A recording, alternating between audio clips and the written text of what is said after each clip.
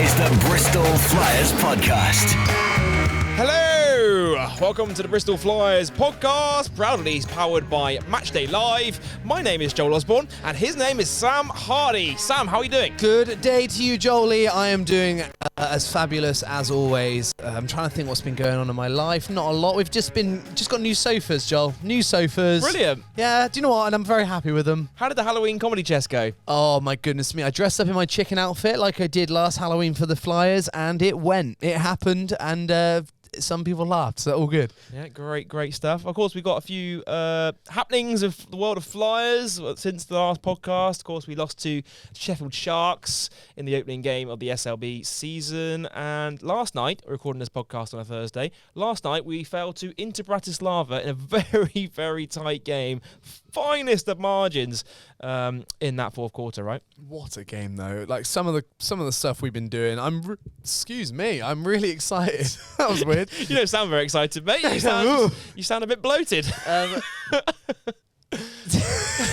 Producer Dan's looking over at us. Hello, Producer Dan. How are you, sir? Hello. Hey. Welcome back to the podcast, Dan. Where have you been? Thank you. Well, last week I was in Scotland. Whereabouts in Scotland were you, Danny boy? I flew into Glasgow, bypassed Caledonia Gladiators, and went straight out to southwest Scotland, past Stranraer. Dan, you wouldn't have watched any Flyers basketball, I imagine, over the last 2 weeks or so, right? No, I've been very deep in SLB action. I actually did the Caledonia game on Sunday. Caledonia Gladiators versus Newcastle. Oh, really? From Caledonia? No, from here.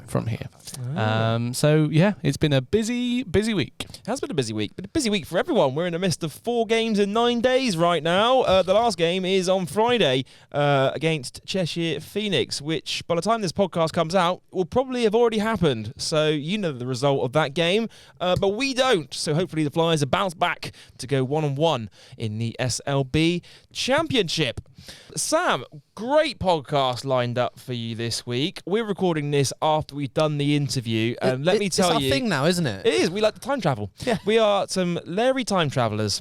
But this is a fantastic podcast because this is one of our 20th anniversary specials, and this time we are winding it all the way back to the start of the Bristol Flyers journey because we are speaking to Danny James, who is the former director of basketball at Filton College, the former name for SGS College, and we are also speaking to former Bristol Flyers captain Gareth Till, who of course many of you will know and will recognise his voice because he joins me on the Flyers home broadcasts. We've been doing it for the last sort of 6 or 7 years or so, being the voice of our Bristol Flyers home games. And Sam, this is a really, really good interview, wasn't it? I'm not just saying this, goosebumps at moments throughout that whole thing, Jolie, and learned so much, asked some pretty stupid questions because I probably should know some of those answers, but yeah, pretty good. And Dan, we didn't have a mic on you for the interview segment because, of course, there were 4 of us in the studio. And for you, because you only joined the Flyers or were involved with the Flyers probably since, 2015? Yeah, probably the last 10 years or so. And it's a good job you didn't have a mic on me, really, because I just sat here open-mouthed listening to Danny and Gareth. To be honest, I was just like, what? It went on that long? We discuss a whole lot of things on this episode. We talk about the formation of the club, formerly known as Bristol Bombers. We talk about the Filton Flyers, the kind of merger between the two teams, but not really a merger. We talk about Coach Kapoulas coming on board as head coach for the then Bristol Academy Flyers, and then we just discuss the growth of the team and the programme over those first 10 years or so before the Bristol Sport era to becoming a fully professional programme. And it's a great listen. It's a bit of a longer one than you're usually expecting because we just couldn't stop talking, because we couldn't stop listening, we couldn't stop talking because this is a really, really good chat. But without further ado, Sam, shall we get straight to the interview? Let's do it. Here is our latest 20th anniversary special with former Bristol Flyers captain Gareth Till and the former director of basketball at SGS College, Danny James. This is the Bristol Flyers podcast. Hi, welcome back to the Bristol Flyers podcast, powered by Matchday Live, for our latest 20th anniversary special. And today we are throwing it all the way back to nearly 20 years ago as we learn more about the formation of the Flyers as we know it today. And to help us learn more about the early days of the club, we are very pleased to be joined by 2 guests who are heavily involved in helping the club be where it is right now. Please welcome to the show former Bristol Flyers captain Gareth Till and the former head of basketball at Filton College, Danny James. Gentlemen, welcome. Good to be here. It's great to have you with us. We've actually been wanting to do this podcast for so long. Danny, I know you've been itching to get on the Flyers podcast. Gareth, quite a busy period for you and I this week because, of course, we're recording this podcast on a Thursday. Last night we did Into Bratislava on Flyers TV. Podcast today, and then tomorrow we have Cheshire Phoenix at home. I know it's like a full-time job at the minute. I shouldn't say that too loudly, but yeah, it's but it's great. I mean, we all love it. Love the Bristol Flyers, love basketball. And whatever we can do, announcing the games, commentating, being on the podcast, it's just an honour to be here and to talk about the Bristol Flyers and the history. Yeah, it's great to have you still involved with the club, of course, having played through the programme in the early Division 1 era. And what was it like for you doing the commentary? Because I know we do it like, we've been doing it for, 8 years now together for Flyers throughout the top flight sort of period now? Yeah, it's been great. It's good to be involved in something, I think we've sort of developed as we've gone along over those 8 years and obviously being in the studio here, and it's just great to still be a part of the club and to sort of put something back with the commentary and try and give some sort of opinion and commentary on the game. So yeah, I just love being involved with it. Yeah, well, it certainly is great to have you finally on the podcast. As you say, we've been trying to get both of you on the show for some time. And Danny, welcome to the show. There are a lot of familiar faces at the club who will know exactly who you are. But for the podcast listener, I think it'd be good before we dive into this chat to just have you both introduce yourself to the fans and tell us about your early involvement with the club. So Tilly and I are kind of like a tag team, really, like Laurel and Hardy in many respects. So I'm actually Hardy, so yeah. So we can both be Laurel today. Then, yeah, okay, nice. So we left Plymouth together, where we played for some number of years. Tilly was a lot younger than me. Obviously, you can see that now. But yeah, so we left Plymouth and we came back to Bristol, and we actually lived together for a number of years. Yeah. And we obviously had a basketball journey before that, and we carried on because basketball goes on forever, Joel. Yeah. It carries on. And you mentioned both of you played for Plymouth Raiders back in what would have been NBL Div 1. Is that correct? Yeah, so we call it the glory days of Plymouth because that's when we moved from a bespoke leisure centre to pavilions, which, when you've played in pavilions and you've been to pavilions, it was probably one of the best basketball experiences you could have, playing in a theatre with all the lights and things like that. So that was our transition. So we saw the transition of a club from a very old club, one of the most established. We saw that journey, and that was fantastic to be part of that. Mm. Wait, so they were playing in pavilions, how many years ago did they move there? So they moved for the 1996-97 season to pavilions. Oh my goodness, I had no idea. That is actually crazy, isn't it? Yeah, there's so much stuff, I think, on this show that we ourselves are going to be learning today because my memory of the Flyers only goes back to 2010 or 2009, I think, when I played for the Filton College Basketball Academy, and Danny James was my coach. Yeah, that's right. And I remember going up to Filton College at the time for my trial for the Basketball Academy, and you being there, and I just remember being really nervous and just trying to do my best to impress Danny James and get on the team. and against all odds, Danny never thought you'd work in basketball, yet here you are. Yeah, now here I am. I'm not as a player. Keep those dreams alive, kids. There's always an opportunity. Big question. So you both obviously played in pavilions quite a bit. Means both your knees must be shot. Is that right? I think back in those days, that's just how it was, Sam. You've seen basketball develop over the years, but it wasn't unusual to play on that sort of hard floor back then. But yeah, obviously nowadays you just wouldn't see that. Yeah. But yeah, it was a tough old floor to play on, and then they sort of put some matting down as the seasons developed. But yeah, playing in front of a crowd like that, said it was really good times for us back then as well. It was a good successful part of the Plymouth Raiders story, and from that kind of Division 1 days we were competing for a lot of silverware and winning a lot, and that helped the transition for them to come to a BBL team as well. So we were part of that journey, and I think Danny said, having seen that success and then sort of replicating that with the Flyers, that was our intention, to try and get that feeling as a family club into the Bristol Flyers. So let's run it back to nearly 20 years ago now, and it's just before the Flyers was established as the Flyers that it is today. Just talk us through what the basketball scene was like in Bristol when you were both first moved up to Bristol. Okay, so Bristol has always had a love of basketball. So even when I grew up in Gloucester, we used to play in the Weber League. So there's Webber's always been going that long as well? Oh, Webber's been going for a very long time, yeah. Goodness me. Yeah. In fact, some of the players that probably started Webber are still playing. Pete Radford, No way, that's wild. in his 70s and still playing in Webber. So, Webber's been there, and so there's always been a history of basketball in Bristol. And Bristol's always had teams in the National League at juniors and senior levels, but they didn't last. There was no sustainability in that. When we returned, Dave Roper, who played for Leicester in what was the Budweiser League then and played for England, he had started a men's team in Bristol. So we came back and we joined that for a bit of fun. And what happened there was basically the journey that Flyers started from, because that team essentially did what Bristol Flyers did. It went from Division 4 to Division 1, like year after year. Wait, so that Roper started it, Yep. and you came to join him because you knew him, Yep. and that was why you came to Bristol in the first place, to join that team, roughly. Yeah, kind of, yeah. Yeah, fine. And that was in Division 4, and that is sort of where you started at, and you, through 4 or 5 years, you managed to get up to Division 1 with that team. Yeah, so halfway through that, the facilities in Bristol weren't good enough. So that team transitioned over to the University of Bath. And so this is where Andreas comes in a little bit as well, because Andreas was obviously at the University of Bath at the time. Transitioned over there to use the facilities, because in Division 2 we had to have a certain criteria that was met by, court facilities on and off the court. So we did that, and we won Division 2 and went to Division 1. And this is the team that would have been known as Bristol Bombers, is that right? Yes, well, it's kind of 2 Bristol Bombers, really, aren't there? Well, there was Bristol Bombers. We were Division 4, then Division 3, then Division 2, but then we transitioned to Team Bath Romans at the time. So the club changed its identity to play out of Bath, and there was a connection with Bath Uni. We had Matty Anholtz, Barry Lamble play for us as well. Matty's still playing, isn't he? He's still knocking those threes down. So the kind of club transitioned to Team Bath Romans, and then then Danny's the opportunity came up at SGS, and essentially the club split in 2 almost. All the Bristol-based players came back to Bristol.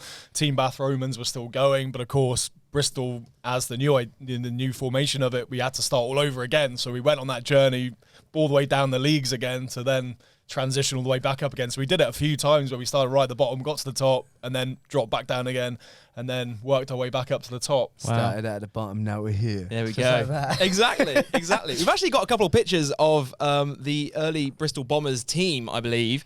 Talk us through, these are some of the pictures that you sent through, Gareth, before we recorded this podcast. What season would this have been before the Flyers, as we know, would have been formed, do you think? So I think that was probably about 2001, 2002, because Panji Granger, obviously ex-Bristol Flyers as well, that was the first year. So the first year that I played, and Danny played for Bristol Bombers, Panji wasn't with us. So he joined us the second year. So really we had Abe Hamed, who was an ex-BBL player, Dave Roper, ex-BBL, Panji, ex-BBL, myself and Danny coming from top Division 1 team as well. So we had a really strong team, and then we had a few local guys with us as well, and Sam, a US guy that happened to be around. So it was a really kind of tough team. Vince Marriott, you can see there, was heavily involved, late Vince Marriott. So this would have been the first year actually of the team. So that was the first year we won the league, Division 3. I think we won the playoffs as well and the cup. I think we had really strong season that year. So we were sort of nomads that season. We played in different venues, and that's essentially why we had to move to Bath in the end, just to, as Danny said, to get the facilities up to that standard. Yeah, and that's actually a trophy there. That's not my prosthetic limb. Well, I was going to say, you are wearing a knee brace in that one though, Danny, so that's the Plymouth getting you. Yeah, That'd be those solid floors at the pavilions. that was. I blame pavilions on that one. And so you mentioned about the team then having to move over to Bath, and obviously Coach Kapoulas at the time was studying at Bath. He was doing his degree in economics. Talk us through some of your early memories of meeting Andreas and sort of how it became that he would then become the head coach alongside Nick Burns as assistant for the new Bristol Academy Flyers. Okay, so I think to explain that story, we have to go kind of halfway between there when Bristol transitioned over to Bath, and Tilly's already mentioned there was a slight divide after that when I was offered an opportunity at SGS, because at the time there were, it was Filton College then at the time, obviously. Yeah. There was a football academy and an established rugby academy there. There were no facilities. Wise wasn't open. Okay, so where would you be? Where were you based? So we were based at the main site. Mm-hmm. And so if you imagine the coffee shop there on the main site, that should have some kind of plaque in it, because that's where Bristol Flyers began. Wow. So the conversations in that coffee shop, which included my employment there, which was very much on a part-time basis to start with. You know, you build it and they will come. You build it and we'll support you.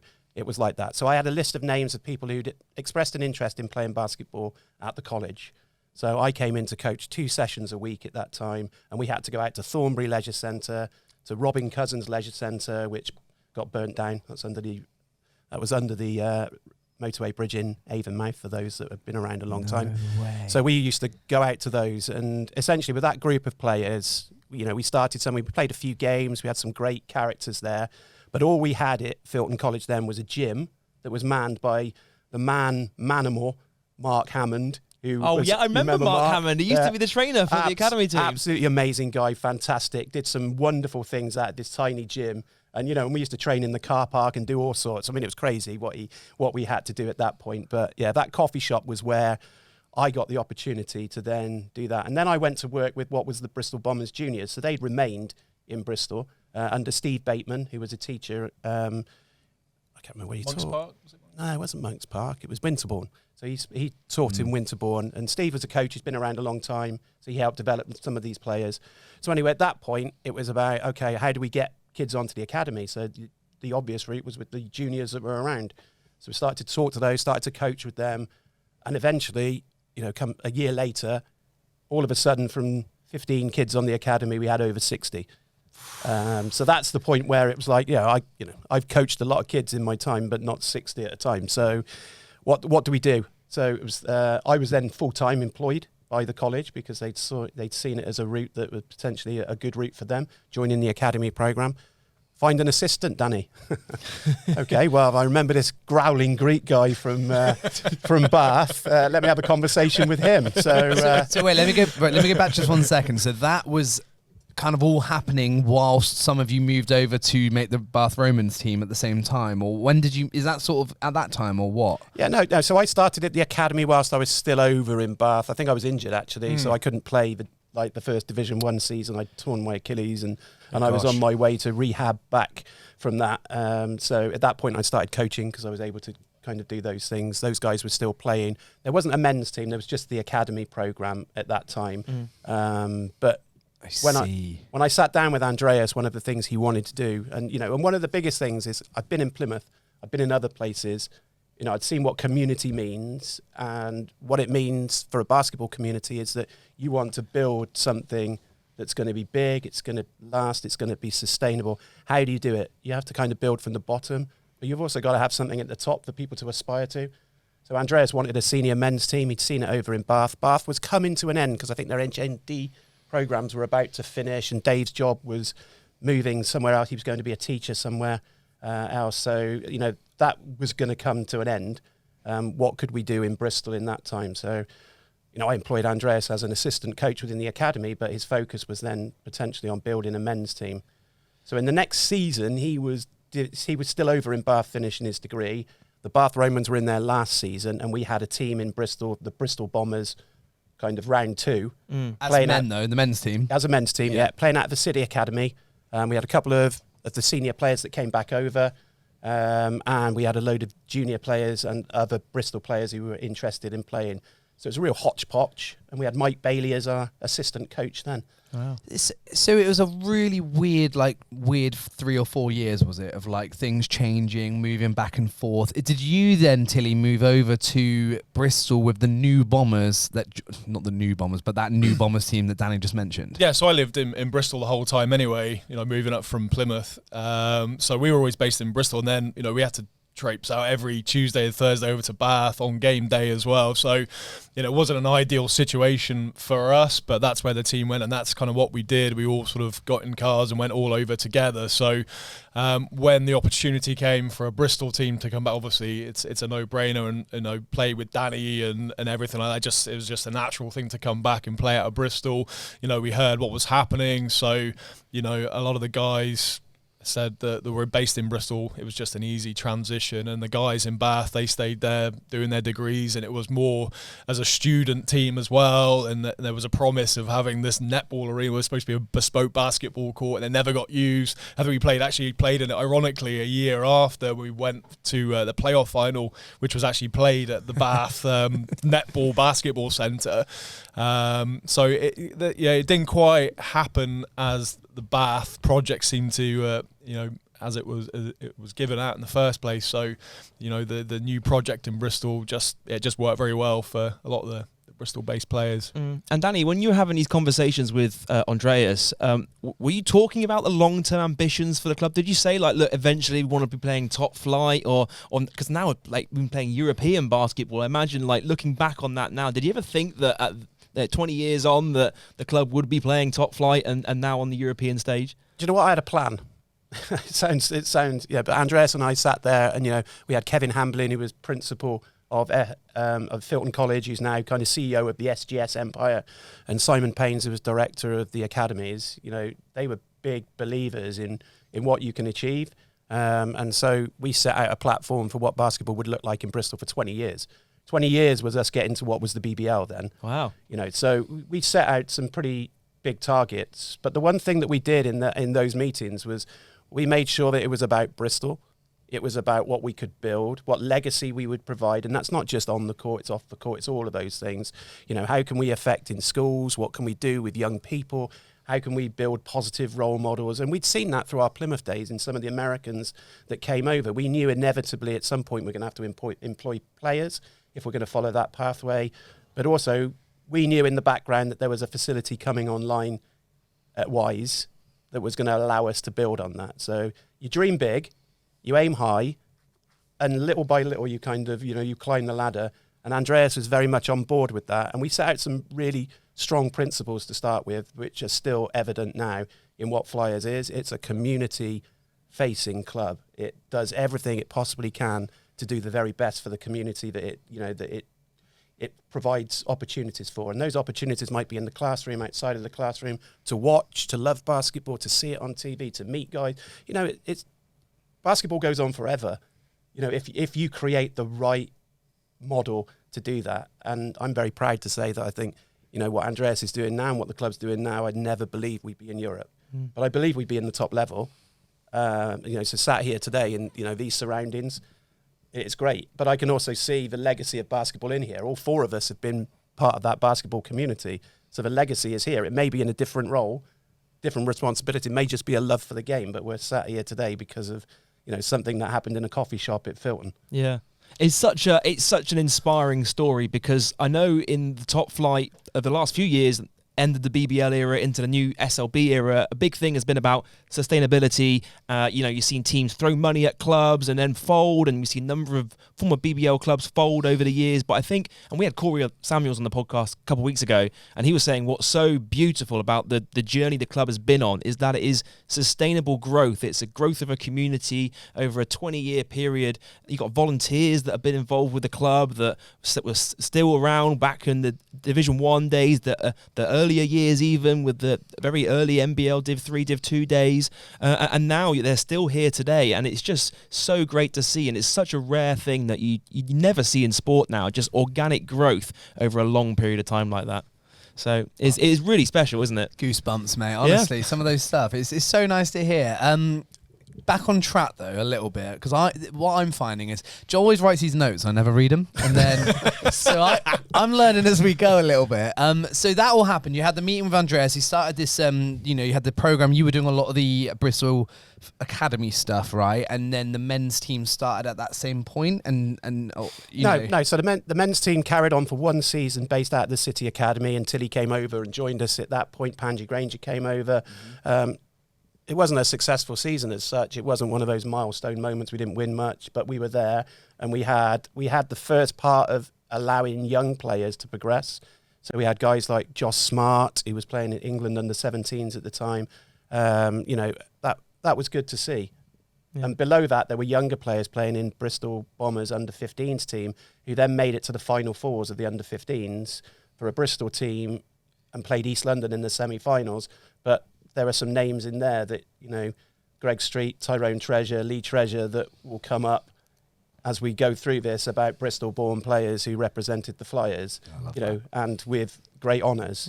Yeah. Jordan Ranklin as well. There were some really fantastic stories that came through what we devised in that little coffee shop. So that was the season, and in that same season, SGS, as we know it, Wise Campus was built. And so that facility that we're in right now is the same facility that was built at that exact moment. Yeah, so that opened in 2005. Yeah. Obviously, the red seats were smaller. They didn't have all that stuff, did they? But The seats, oh no. There weren't any seats to start with. Yeah. Well, we've got a picture of the very first Bristol Academy Flyers team, and here are some faces that you see Gareth up there as well, and of course Matthew Bromley on the far right. But you see a very young Coach Kapoulas and Nick Burns, Tony in the first full season of coaching. Tony Watson as well, Tom Hutchinson, and if you look bottom right, you've got another legend of Filton Guy basketball, Coles. Guy Coles. And Guy was instrumental in helping to develop the junior club and played his role in the senior club until he dived on a ball out of bounds and tore his ACL. That ended his playing days, but he then focused on coaching and was a great coach, worked in the England programmes as well. Well, he actually coached our university team. Well, Guy coached me all through the Filton College Basketball Academy alongside yourself as well, Danny. Yeah. I mean, it was the two of you together, and Andrea's there as well, and then obviously Guy then coached us at University of West of England as well. So Guy's been a big part of sort of my journey through into basketball. And there's a huge legacy man right in the middle there in the bottom row called Sam McCrill. And no one will really know Sam because he wasn't, the all-star basketball player. He was a good basketball player, but the Flyers logo that you see is designed by Sam McCrill. No, what? As in the guy holding the ball next to Tony? Yeah, that's Sam. No, well, he did the original logo design. Yeah, we paid him £150 for that. That sounds like the Nike logo story, doesn't it? Yeah. And Gareth, was that the time when were you captain at this point of the team? Is this when you sort of were the first team captain for the Flyers? Yeah, exactly. So I had the privilege of being, the captain. When the Filton Flyers, it was then, wasn't it? We were Filton Flyers. But interesting that image as well. There was a guy called Dominic Reed as well, and I think he deserves a shout because he was sort of Bristol basketball before the likes of myself and Danny came to Bristol as a junior, and he actually left the club a little bit. And he came back because he saw what we were doing, and he had a really important part in that season and following seasons. And he was a real role model for the likes of, Greg Street as well. So I think, highlighting him, he had a big say in Bristol basketball. Yeah, and Dom's still around the scenes. He's got a company, and and I asked him last year, we needed some sponsorship for some junior stuff going on outside. And Dom, put his hand in his pocket straight away. So that's what the legacy provides as well. That there are people willing to kind of help. Which one's Dom? Can you get the picture up again, Dan? Dom is second on the left. Second on the left. Yeah. Front Nice. row. Front row. Yeah. I remember Greg Street's testimonial, and Dom came to his testimonial, and he gave him a big shout out in his testimonial speech, and that was quite an emotional moment because I don't think Dom had been probably not around the Flyers for a long period before that testimonial, right, Gareth? No, as I said, when we came to Bristol Bombers, he actually left, and I think he played for Swindon or something like that. I don't know. Went to Cardiff, I think. Went to Cardiff, and he played a little spell at Taunton as well. And Legend. So he went here. No one else would have him. Taunton are just the only team.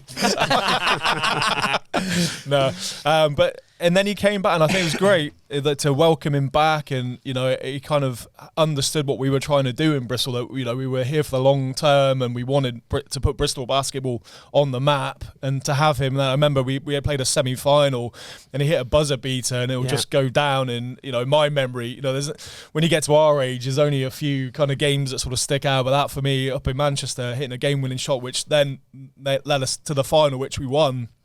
But that was such a big shot and a big moment for him.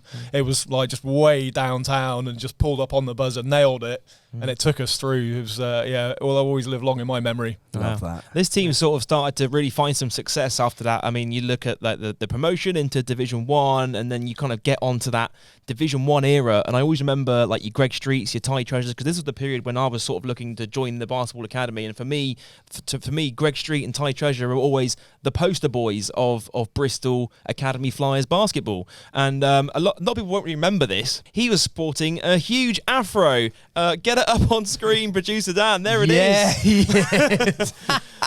You must have some great stories about Greg Street and Ty Treasure, Danny. I have some fantastic stories, but I'm not sure all of them can be told on this on this podcast. But those are the days that I remember seeing. So when I talked about the coaching the junior days, that's what I used to go and see.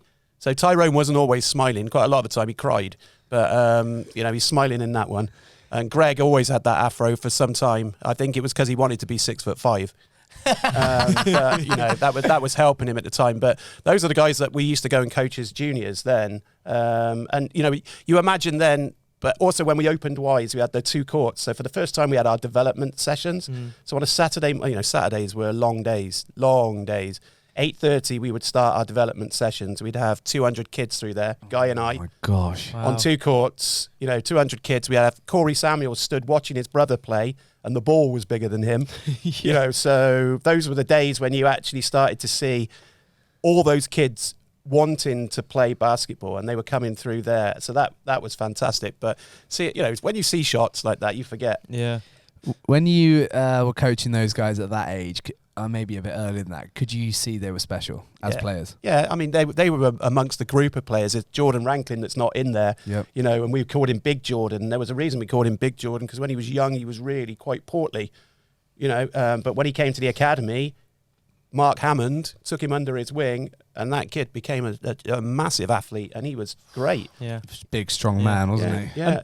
And those guys were really, your Greg Streets, your Ty Treasures, your Jordan Ranklins, they were really the pioneers for what we see today with the junior program and the players stepping up into the first team. I mean, throughout my time with being involved with the club, first of all, you have players like Rich and Rob Loftman stepping up into the Flyers Div 1 program. Then you see players like Dwayne D'Lo come through in the early BBL era. And then you go on to players like Dean Williams in that same season as well. And then more recently, we've seen the likes of Josh Rogers and Corey Samuels come through. And that's been a real philosophy for the Flyers. Has stayed consistent throughout the whole period of giving those young players opportunities to perform in the first team squad, right? Yeah, and that was the most important thing that Andreas and I sat down and discussed. There's no point building something that's not achievable for guys to reach. But also you then have to set out a stall that says, how do you develop those players? And it's not just about developing those players on the court. A lot of what we do in basketball, and a lot of what we did at Filton was developing kids who were coming to play basketball alongside an education. And the most important thing was their education. So if you talk about a guy like Greg Street, there's a great story about Greg Street, that really epitomizes what Flyers mean. And that's that we got to the college's academy finals one year, the cup finals, and Greg hadn't been handing his work in, hadn't been behaving in the classroom. So we didn't let him play. Yet he was our best player. Have you ever seen, to the listener out there, if you've ever seen the film Coach Carter, it's actually based off of Danny James. Back in the day, yeah.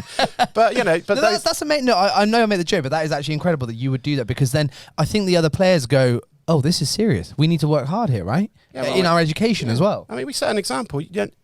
Everyone dreams of playing professional sport. Whatever that means. Everyone dreams of it. Some people are lucky enough to do it. Others aren't. But what do you have when that doesn't work?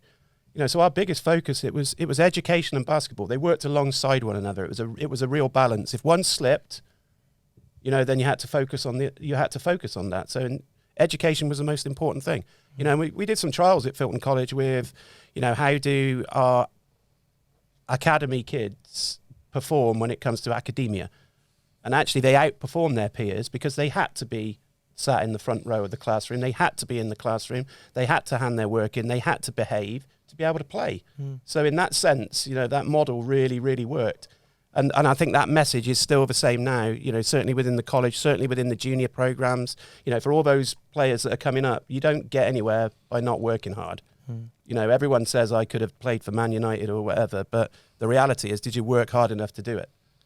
I think as well, Dan, you had those lessons yourself, didn't you, as a younger player with Paul Christensen as well? You weren't an angel back in your day, were you, Danny? And you learned some lessons as well, and it gets passed on, doesn't it? I mean, my halo slipped many years ago, but I have an understanding. It's one thing I said to the younger players: there's nothing you've done that I haven't, and I've not learnt from. because I was a pain in the backside as a young player. I was off the rails, Basketball gave me an opportunity to do things in life that I would never, ever have dreamed of doing. And so I guess that kind of drove me to say, what can I offer back to the sport that gave me so much?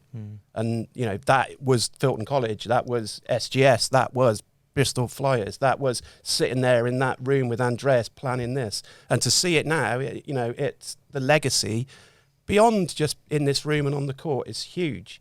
The number of players who've come through the academy, maybe didn't make it, but played at the highest level they possibly could. They're playing local league, they're coaching teams. They're coming to watch games. We always looked, when we sat in that room, we wanted to build Bristol like a European city. And if you go to a European city like, Bratislava yesterday, in all of those cities, you've got 10, 12 junior teams, senior teams playing in a division like Weber. But from those teams, you then select a team that plays for that city. In some cities, you're really lucky. You've got like a Barcelona or a Real Madrid that play against one another, and you've got more of that. We wanted to create that. And if you look around Bristol now, Dan Adozie, former Bristol Flyer, has got his own little team. There's a Weber team now for under 12s, a Weber division for under 12s. There's Western Wildcats, North Somerset Stars. There are teams in Trowbridge, Bath. So that legacy of what we did in that room is there now because they're being coached by people who used to play for Flyers or been through the Flyers program or been parents of kids on the Flyers program.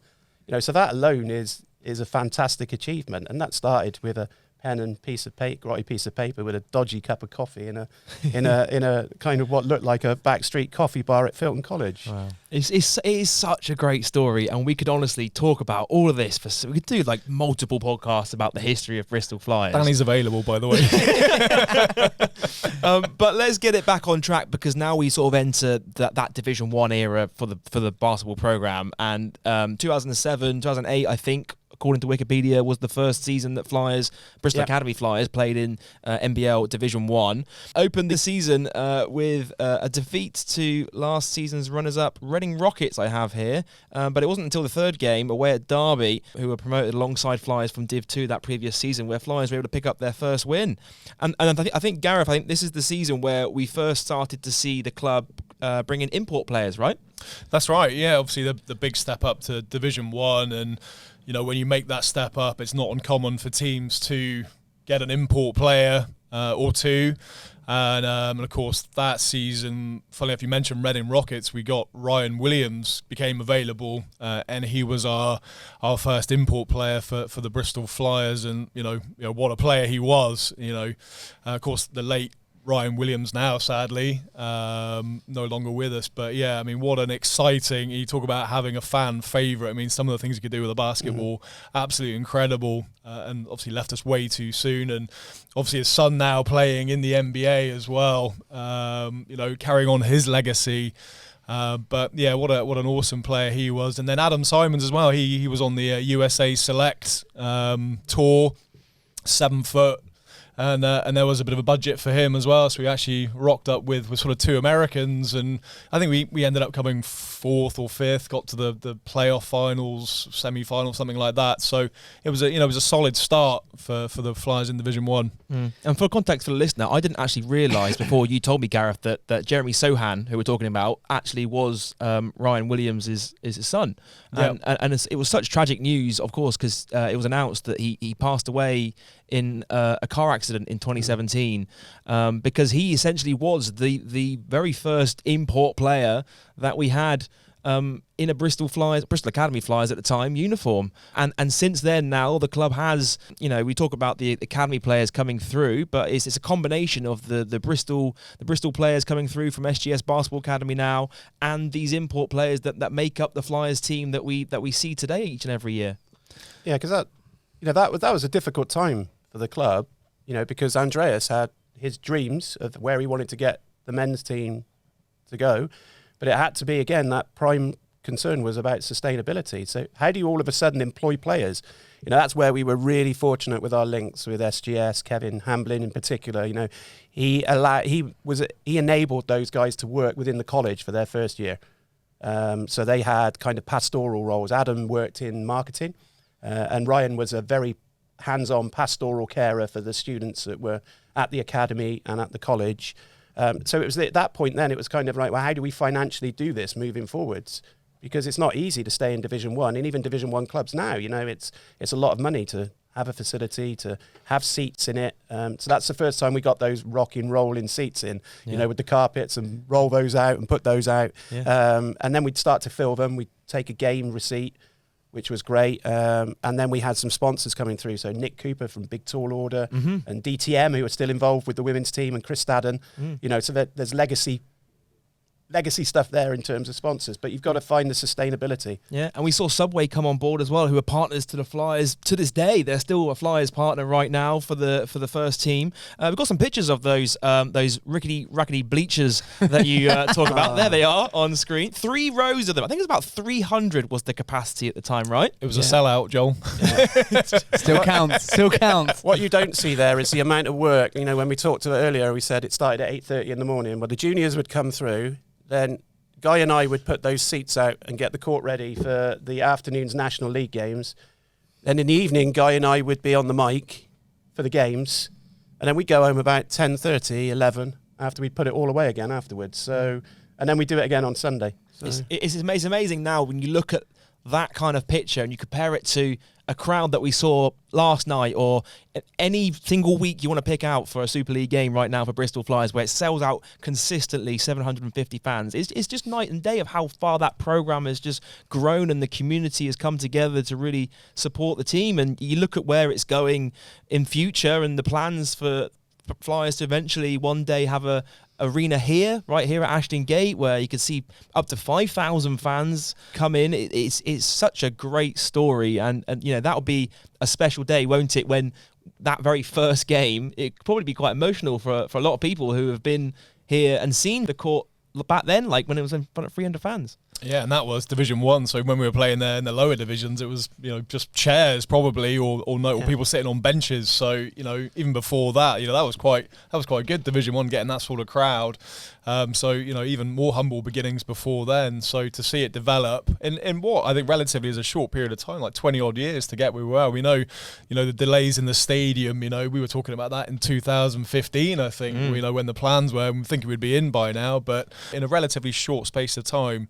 The Bristol Flyers has grown so much, and like I said, in a very sustainable manner as well. People are quick to try and buy success, and that lasts for 1 or 2 years, and it just doesn't work that way. So sustainability is definitely key for the league and for the Flyers, and staying within your means is really important, and that just gives a good footing going forward. And and the Flyers will be here hopefully for a long, long time. And as we move on in the sort of the look back throughout the years, and we get to like 2009, 2010, and this is the period where we sort of start to see the Flyers team win silverware.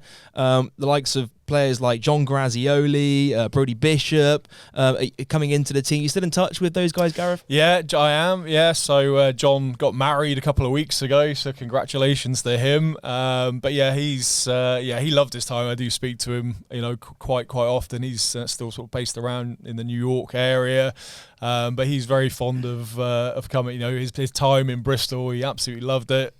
Great experience. And it is for a lot of these guys that come in, even if it's for a short period of time. It was a 1 year for him where he was a professional basketball player, and now he sort of has a career himself in real estate or something like that. He does. So but to have that experience for a year. And we're just, friends for life. And, I'm sure Danny will testament to that as well. Players that you meet for different clubs, they are friends for life. You just know that you can pick up. You haven't seen them for years and years, and yet when you see them next time around, as if you haven't left them at all, and you just pick up that same conversation. It's really, that brotherhood is very strong, and it's something that it stays with you in sport. Yeah, basketball, it has that ability, doesn't it? It brings people together, and it's one of those things where if you don't see someone for a long time and then you just meet up again, having played for the same team, you have a reunion with them, and it's literally like your brothers. It's like you haven't lost any time whatsoever. So it's great to hear that you're still in touch with those guys, and we saw then the arrival of players like your Doug McLaughlin-Williams, your Davis Bones into the team, and it was, I think it was the 2009-2010 season, and the league had expanded to 12 teams at the time, and this was the season where the Flyers did win their first piece of silverware. It was the National Cup. Is that correct? It was the National Cup, and I kind of semi-retired the year before there, so I actually, myself and Danny played a bit for the second team, and there was another second team going, Bristol Flyers second team, and we started off doing that. So, after so many years of playing National League basketball all the Saturdays and going away, there comes a point where you think, I'm just going to take a break away. So I did that, and still ended up playing Division 2 anyway, which was exactly the same. But unfortunately, that didn't make it through the season. So I actually phoned up Coach Kapoulas, said, look, Coach, I'm available if you want me. I understand we're halfway through the season. And he welcomed me back, and my first game was in that cup final, which we won. So that was a good game to come back on, and you see us there. But ironically, You fraud.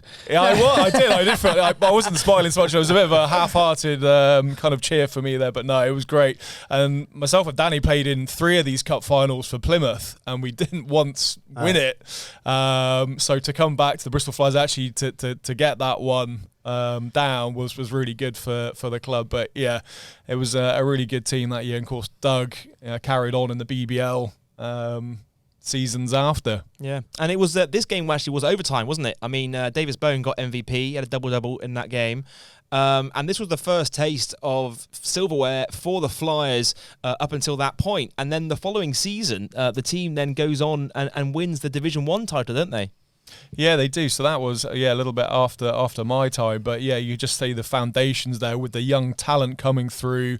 Coach Kapoulas now, a few seasons under his belt with professional players and who he wants to get in, having that continuity and just building on it. So you could just tell though those foundations of being around and really paving the way. Really important seasons, those Division 1 years, and honestly, at that time, probably wasn't a massive difference between Division 1 and the BBL. I think it was very, very close with the amount of import players you could buy in at that point as well. So, it's good grounding to make that transition. So, Danny, what season was it then that you moved on from SGS College? Because I think it was after I maybe had left and gone to uni after the academy. Yeah, so I'm trying to think back. So it was, I think I officially left in 2013, but I moved into a new role that was trying to develop the same model and fund the same model with other sports. So it was very much left in Andreas's lap then. I guess you kind of build it, don't you? And then you think, what else can I achieve with this? And there was nothing else I could achieve with that. It was kind of in progression. It was where we wanted it to be. I learned a lot from my time earlier in that, in terms of when Andreas said, we need an American, how do we get it? I need some money. How do we get it? I started to learn about how we could do that with sponsors, relationships, and and all of those things. So I was using those skills, which I still use now in my new career, which is great. So those were transferable skills that I learned from that. But the love of basketball doesn't go. And in 2013, although I kind of left Flyers, I moved on to Gloucestershire College, where I developed a club there who have sustained themselves in a great little junior program and hundreds of kids playing because of that. So that's great. You can see something else. And I guess eventually basketball has a price. It's long hours, it's unsociable hours. Eventually you have to kind of think that's a time to kind of step away a little bit. Yeah, and was at the same time, because obviously the sort of Bristol sport era for the club was then from 2014 onwards. Were there conversations at that point when you were still there in 2013-ish around sort of the takeover or the Lansdowne interest in? Well, the Flyers? Lansdowne interest was a good one actually. I was listening to the radio and I was driving from my house to a local league game, and I heard Steve Lansdowne talking about his investment in sport and what he wanted to do with Bristol Sport, and he mentioned basketball in there. So I was like, bing, straight on the phone to Andreas to say, look, he's just mentioned the fact that he wants to do something with basketball, and this, we can see what he's doing with City and we can see what he's doing with the rugby. This is a great opportunity, and and it started from there. So the ball started rolling from there really, and obviously we are where we are now, and this is just part of the journey, I think. Yeah, because I remember, I think at the time at 2013, I just finished uni and I was volunteering for the Flyers and sort of setting up the social channels and stuff and doing it just as a hobby, as a spare time. And then I remember the rumblings from Andreas that Bristol Sport were keen to get involved with the Flyers, and there could potentially be a full-time role opportunity there, and they would move into the BBL the following year. And I think halfway through that 2013 season, they announced that they were going to enter the British Basketball League the following season, and they played in the BBL Cup that year, BBL Trophy, that year as well, and they played against Surrey United. And I remember them actually beating Surrey United in that game. It was a team that had LVC Dusha on it. No way. It was. Do you remember that game, Gareth? I think I do, yeah. Sorry, we're struggling that year. Weren't they? Yeah, they were struggling, and they lost to the Division 1 side at the time. Yeah. And then obviously Flyers entered the BBL the following year. And I just remember that first weekend that Flyers were in the BBL, 2014-15 season, and we go up to like Glasgow away or something. First game in the BBL era, and we go and win it by I think like 6 or 7 points or something like that. And that was the moment where you felt like, yes, we've arrived. Top flight basketball now, and Bristol, they're not just here to make up the numbers, they're here to be competitive. And now 10 years on, they are competitive, and they've reached a cup final, and you're now playing in European competition. Did you fly up or did you drive up? They would have, I wouldn't have gone back then. Fine, yeah. But they would have driven up, and I tell you now, they would have gone up in a minibus. I may have gone up in 2 minibuses. 2 minibuses it would have been. Is it? That's absolutely, and you look at how they travel now, and that's chalk and cheese, and how the team has slowly become a fully professional team, both on and off the court. And it's things like the travel, where you've gone from minibuses to the big coaches, staying overnight for games, flying to games sometimes for like Scotland now, and the transformation since sort of the Lansdowns have taken over the club and they brought them into the Bristol Sport Group. It's slowly now become, over the last 10 years, a professional basketball team. Well, the benefit of the Lansdowne and the whole group is things like the travels now in those coaches that is a Bristol Bears coach or sometimes the Bristol City football coach. And then the studio would not be here if it was just a Bristol Flyers studio. Like, this is where they do Robin's TV. I know we've mentioned it before, but the benefit is this studio would just be sat here most of the week, and so it's so good that we get to use it for this sort of thing. And that's just the power of the group, and that development has been wild over the last 10 years, I imagine. Yeah, it's really great to see. That was a great chat. Like, that's basically caught us up to the early years, from the start, going through the lower leagues and into the BBL era. And that's exactly what we wanted to cover on this week's episode. Before we move on to the next section, I did just want to sort of give, to acknowledge some of the players and coaches that, they're sadly not with us anymore throughout the whole journey. And you guys will be able to correct me with my list or add more people to this. But obviously Matthew Bromley, and we mentioned Ryan Williams and Hans, and then the likes of Vince Marriott as well, that are sadly not with us anymore. Yeah, Steve Ashton. Yeah, as of course. well. Yeah. Kevin Fearon. Fearon, who was part of the Bristol Bombers days as well. So yeah, we've lost, some teammates, some friends way too early, and and we do think about them often. Said about that brotherhood there, and it does sort of stay with you, that camaraderie and that loss of players that have sadly not with lost their lives way too young, and it's it's a shame they're not with us to see the success. Yeah. Well, on that note, we should probably move on to the next section of the podcast. But that was a great chat, wasn't it, Sam? It's just so good to learn everything, because obviously we don't know the history of the club, and many of the listeners won't have any idea of just how far this club has come over the last 20 years. And I don't mean this with any disrespect, because what the Flyers is today is like incredible, and if you come down, the experience is super fun, but it's also easy to love and it's easy to be involved with because it is so fun. But these guys, and this story goes from all those efforts of hard work that you don't see, the driving to Bath and the twice a week, and all those like behind the scenes stuff which just no one gets to see. They just get to enjoy what the experience is today, and for that we want to thank you guys for all of your input that you've done throughout the years. Yeah, 100%. But do stick around, because we're going to talk about the catch up on our news section of the podcast, and we're going to talk about the last 2 games, which I know both of you have watched. So on that note, Sam, it's time for us to get to the news. This is the Bristol Flyers podcast. Right, time for us to take a look at what's been happening over the last week or so in British basketball. We've got 2 games to catch up on. So, of course, the Flyers on Sunday, they opened their Super League basketball regular season campaign away at the Sheffield Sharks. Disappointing game in the end, that one. Gareth, Danny, I know you guys have sort of been following the Flyers from afar this season. You both watched this game. What did you make of it? It's another learning curve in terms of this young team that Andreas has put together. Injuries don't help.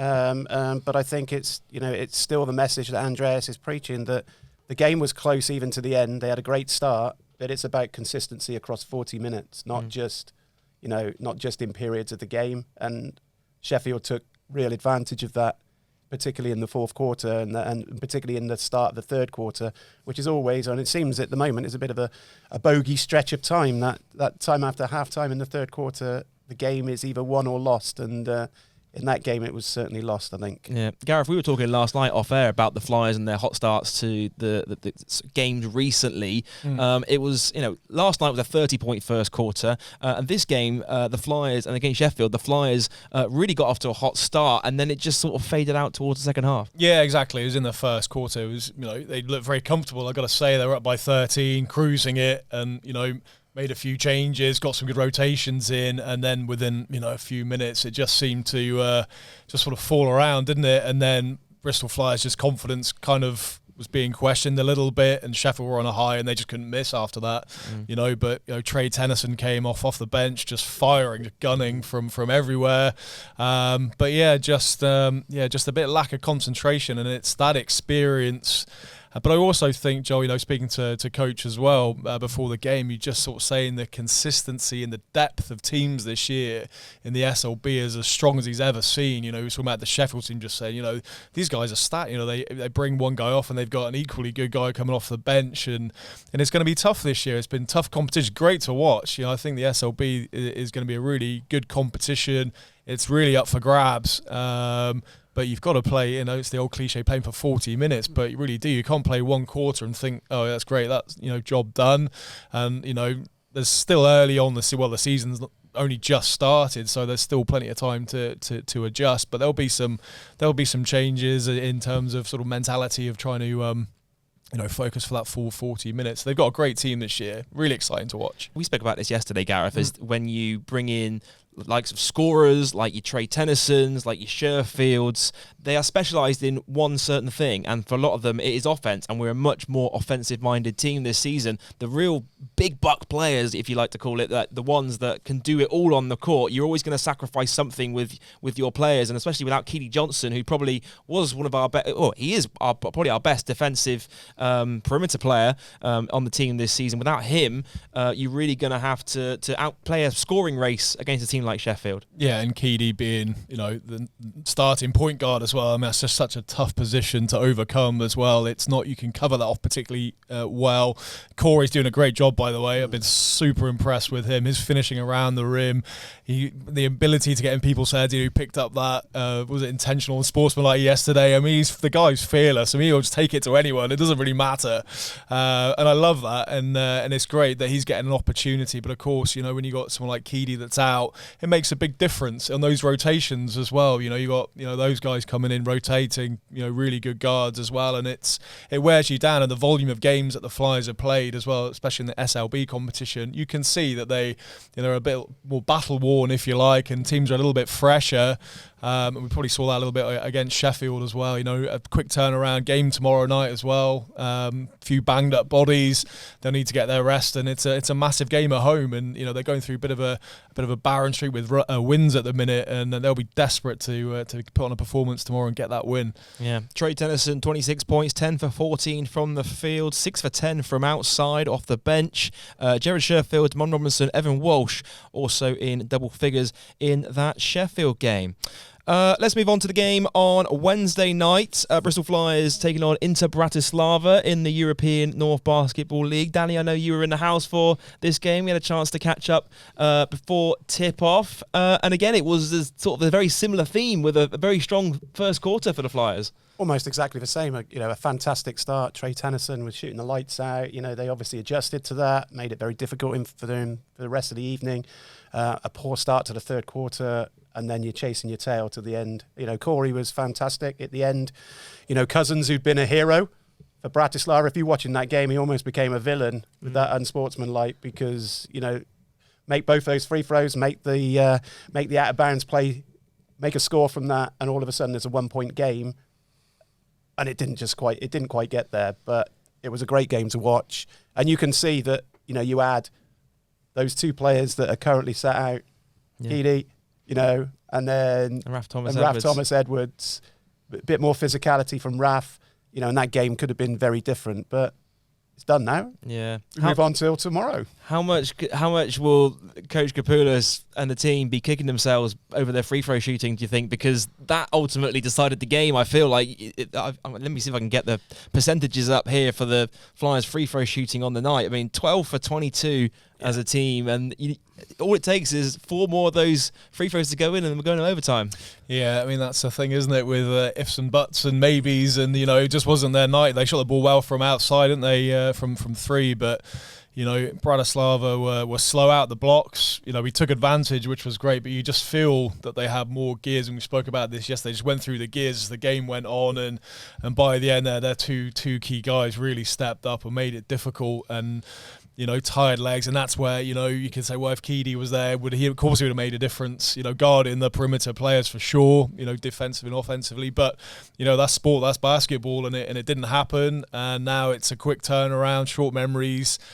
Got to get back on tomorrow against a really tough Cheshire team as well. You know, they're looking good this season. You know, they're certainly talked about as one of the favourites this year, and they'll be a tough match. So, you know, really want to break this losing streak, and they're there or thereabouts. I think that's the frustrating thing. It's not as if they're getting, you know, destroyed by teams. They're just really close. They gave themselves a great opportunity. They do not give up. This team will keep going, and Coach Kapoulas will make sure of that. But as you said, Joel, different makeup to the team this year. You know, we don't see as many offensive rebounds over the past few years. Been a big, heavy rebound and getting second chance opportunities, but the shooting's a lot better. You know, the firepower they got from the perimeter this year is as good as we've ever seen it, I believe, and so quick. You know, watching games courtside again this year, the pace of the game is just electric. It feels like it's just gone up a gear or two over the last couple of years, and it's just exciting to watch. And, you know, you talk about the play, the dunks, it's a really exciting team. Even though we're losing, it's great to watch. Yeah, and I think also having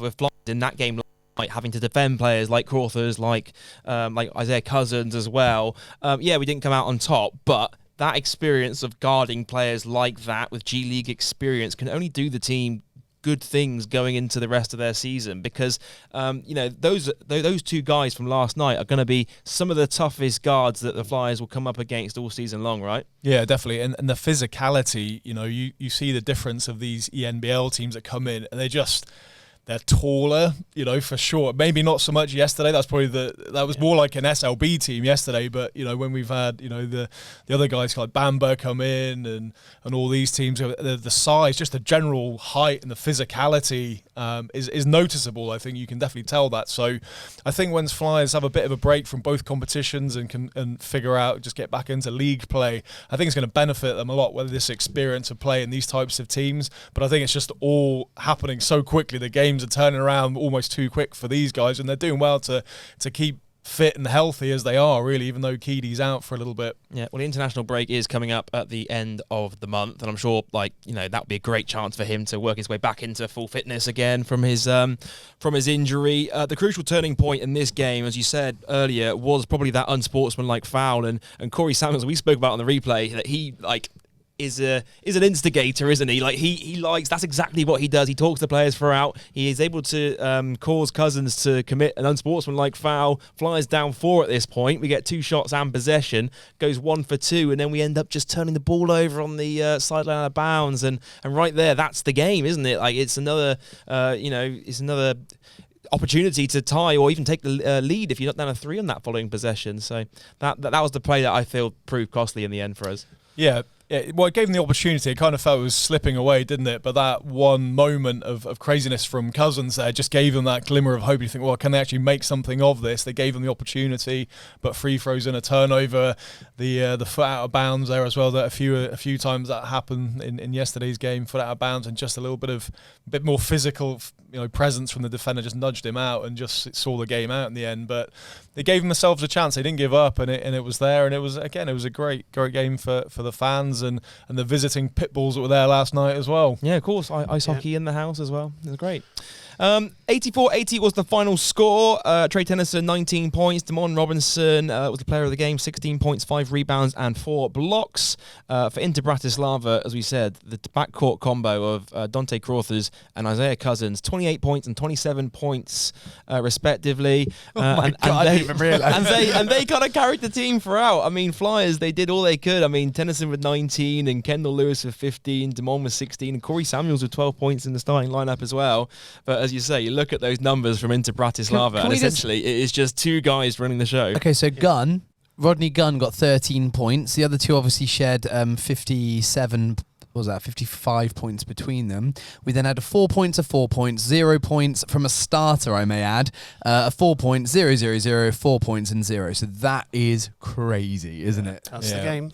Yeah. Cousins is averaging 27, is he in the league? He And is, he had a slow start and then just kind of in the second half just thought, oh yeah, I need to make my average up here, and just went off. Yeah, it was a very scouting report game where you know exactly who they'd like to go to, you know exactly what they like to do, and you just can't stop it.